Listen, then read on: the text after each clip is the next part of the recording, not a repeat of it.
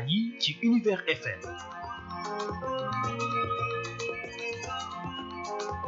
Univers FM 98.0.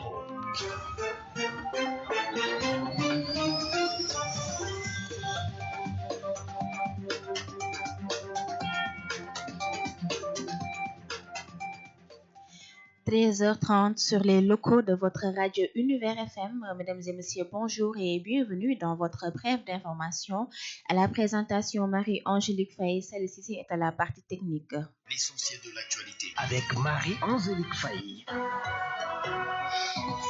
Organisation des Nations Unies, le Sénégal officialise son soutien à la candidature de Macky Sall. Le président Bassirou Diomaye Faye a officialisé le plein appui de l'État du Sénégal à la candidature de son prédécesseur au poste de secrétaire général des Nations Unies. Cette décision a été annoncée à l'issue d'une rencontre entre les deux hommes au Palais de la République hier. À travers ce soutien, les autorités sénégalaises entendent porter une candidature africaine à la tête de l'Organisation des Nations Unies et renforcer le rayonnement diplomatique du Sénégal et sur la scène internationale. OFNAC, la Banque mondiale, plaide pour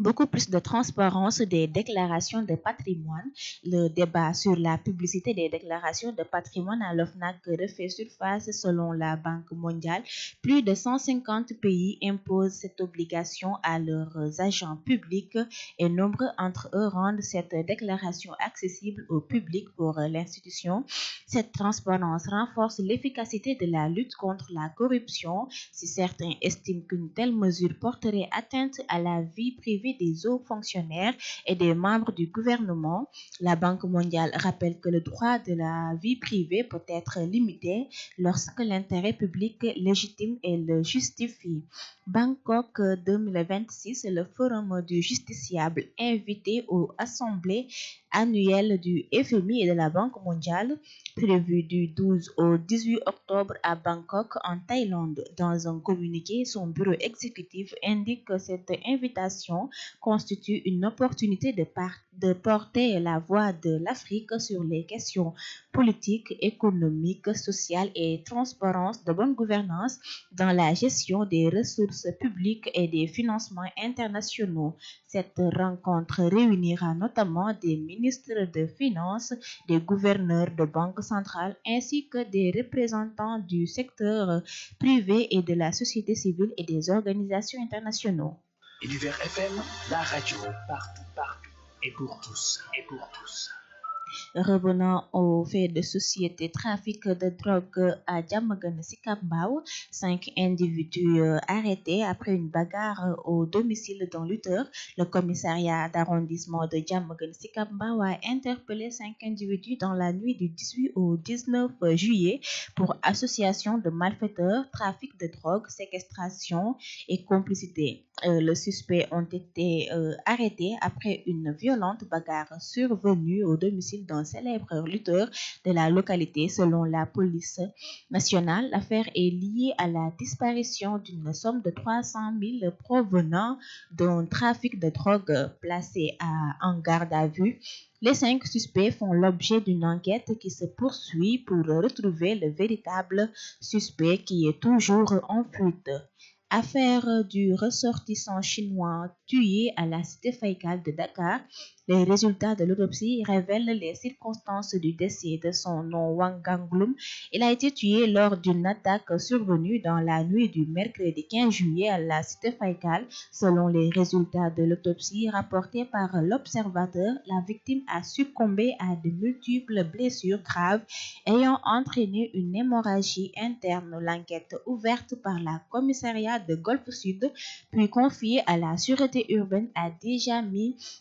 l'arrestation de 3 suspects. Les investigations se poursuivent afin d'identifier et interpeller éventuellement d'autres complices.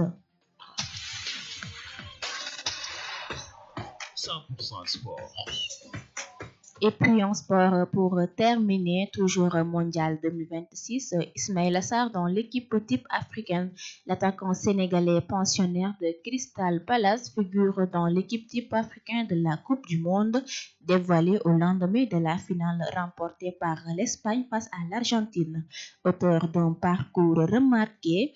malgré l'élimination précoce du Sénégal en 16e de finale face à la Belgique, le Lion de la Teranga fait partie des joueurs africains les plus en vue du tournoi mondial. Coupe d'Afrique des Nations féminines, cette fois-ci, le sélectionneur Mam Moussa Sissé dévoile la liste des 26 joueurs retenus pour représenter le Sénégal à la Coupe d'Afrique des Nations 2026 au Maroc. La compétition se déroulera du 25 juillet au 16 août au Maroc. Les Lions qui ont reçu le drapeau national le même jour auront pour objectif de faire mieux que leur précédent parcours en atteignant au moins les demi-finales. Elles entreront en lice le 26 juillet avec un premier match face à l'Algérie. C'était tout pour votre brève d'information. La version Wolof vient dans une poignée de secondes.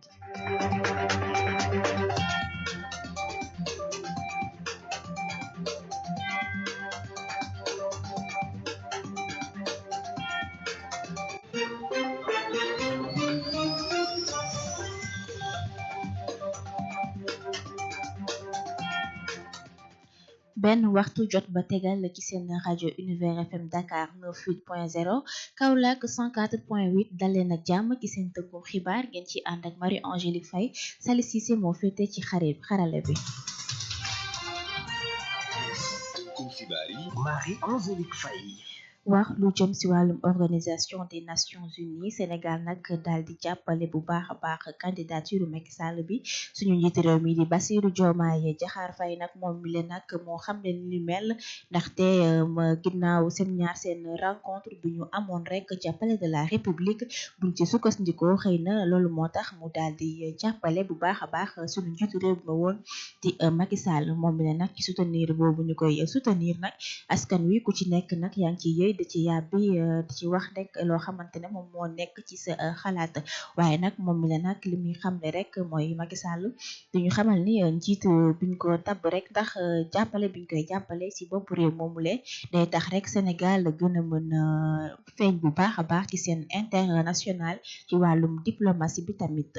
wax lu jëm ci wàllum OFNAC banque mondiale bi nag moom li muy xamle rek mooy ñu gën a mën a taxaw rek farlu ci li nga xamante ne moo di déclaration de patrimoine yi ndaxte ku ci nekk rek war nañu mën a xam li nga am ak li nga ñàkk rawatina nga nekk ci ci nguur gi wala sax nga nekk ab homme politique ak lu mu ci mënti doon ndaxte bu ñu sukkandikoo sax ci bile banque ñoom li ñuy xam ne rek mooy lu tollook 150 pays yi nag ñoom dañuy daal di imposer ñuy def loolu seen ay agent te tax ñu bari ci ñoom daanaka dañ ci xuntu ngi laata ñu koy def institution bi nag li muy xam ne nag mooy dafay tax ñu gën a mën na moytandiku wàllum ger maanaam corruption bu ñenn ñi sax jàppee ni mbir yi dafay tax ñuy wane bu baax a baax fonctionnaire yi ak ñi bokk ci gouvernement bi banque mondiale bi li muy xam ne rek mooy yoon la ñu xam sa vie privée boo demee ba nekk ab politicien Bangkok atum 2026 forum justiciable bi leen nag ñu daal di leen a invité ci assemblée annuelle bi nga xamante ne waa FMI ak waa banque mondiale ñoom dinañ ko dalal ñu dëgmal ko nag ci le 12 au 18 octobre foofee ca Thaïlande ci ab communiqué nag ñi ko ŋànk nag di xamle ni dina tax mu nekk ab opportunité ngir ñu mën a poser question yu bari yi metti bopp Afrique lu ci mel ni politique économique ak sociale waaye itamit naka la ñu mën a def ngir amal ab bonne gouvernance ak ni ñuy gérer suñu ay ressources publiques maanaam li lépp bokk na ci itam ay jëm ci wàllum finance internationaux mu nar a nekk ab rencontre boo xamante ne ministre yeeg jawriñ yi ñu dénk wàllum koom dinañ ko teewee ngir mën a waxtaanee ak société civile bi waaye ak ñi nga xamante ne ñooy organisation internationaux yi. Bile jotaayu xibaar ci Univers FM juróom-ñeent fukk ak juróom-ñett yu tombal dara. wax lu jëm ci wàllum société trafic de drogue nag juróomi nit lañu daal di arrêté ginnaaw bañ doon xeex ci ab benn buntu këru mbër commissariat wu arrondissement wu Diamaguène Sicap Mbao nag moom moo daal di interpellé lu ci tolloog juróomi nit ci guddi 18 jàpp 19 juillet bi pour association des malfaiteurs maanaam ànd di def jëf ju bon di trafiquer drogue waaye itamit di sàcc mu nekk ab suspect boo xamante ne dañ leen a jàpp ñu doon xeex li ko waral nag ci bu ñu sukkandikoo ci police bi nag dañ daal di jaay lu tolloog 300 000 ci wàllum drogue bañ ne duñ ko séddoo seeni biir ñu placé leen nag en garde à vue ñoom juróom ñooñu leen nag enquête bi ñu ngi koy wéyal di ko amal ngir mën a xam véritablement lan moo waral li nu mel wax ci jëf yu amoon ca cité Faykal mooy chinois bi ñu fa rayoon résultat autopsie yi nag daal di génn moom mi le nag doon wuyoo ci turu Wang Ganglum moom lañu rayoon ci attaqué ko nag ci këram mercredi bi ñu weesu le 15 juillet yemoon ak le 15 juillet ci cité boobule bu ñu sukkandikoo nag si résultat yi la nga xam ne observateur rek moom moo ko daal di wane victime boobule dafa daal di succomber ci ay blessure am ginnaaw bu mu defee ab hémorragie interne enquête bi nag commissariat wu Golf Sud moom moo ko ubbi woon waaye daf ko daal di jébbal waa sûreté urbaine ngir ñu gën a mën a yeggaliko ndaxte sax ñoom ci liggéey boobule daal dinañ si jàpp lu tolloog 3 nit waaye investigation bi day wéy di dem ngir xool ba xam ana lan moo waral ñu def jëf yu ñu mel ak ñan ñooy complice yi. 100% tàggat yaram. wax lu jëm si wàllum tàggat yaram ngir jeexale ko suñu tënkum xibaar ci mondial bi la ñuy des ba tey wax ci jëm ci Ismaïla Sarr bi nga xamante ne dafa bokk si équipe type maanaam ñi gën a xarañ ñi d'accord dugal ci mondial boobule moom mi la nag di joueur Crystal Palace bokk ci 11 type africain yi moom nag ñu ko xamale ginnaaw final bi doxoon diggante Espagne ak Argentine moom mi la nag mu def match yu mucc ayib nag naam sax dañu teel a éliminé ci mondial boobu la ca 16e de finale yi gaynde Sénégal bi la nag moom dafa briller bu baax a baax ci bile mondial tax ñu jàpp ni dafa mérito bu baax a baax place bi nga xamante ne occupé na ko bi ba ñu wax ci Coupe d'Afrique des Nations jigéen ñi seen sélectionneur Mame Moussa Cissé nag daal dina génne liste 26 joueuses yi nga xamante ne ñoo nar def jongante boobu ne di xewee ca Maroc ñu nar ko dëgmal ci 25 juillet jàpp le 16 août gaynde Sénégal yi nag biñ jotee seen drapeau ñoom li ñu xam ne rek moo di dinañ gën a farlu bu ko defee ñu mën a weesu quart de finale yi dem ba demi-finale ñoom nag seen match bu njëkk ak Algérie lay doon ci le 26 juillet lañ ko fas yéene joué mbokk yi fi lañ ñem ak yéen ci seen tënkum xibaar ngeen àndoon ceeg Marie Angélique Faye ci kàddu gi Sali si seen nekkoon ci xarale bi si kanam tuuti ma wéy ak yéen ànd ak yéen ci seen émission seen kàddu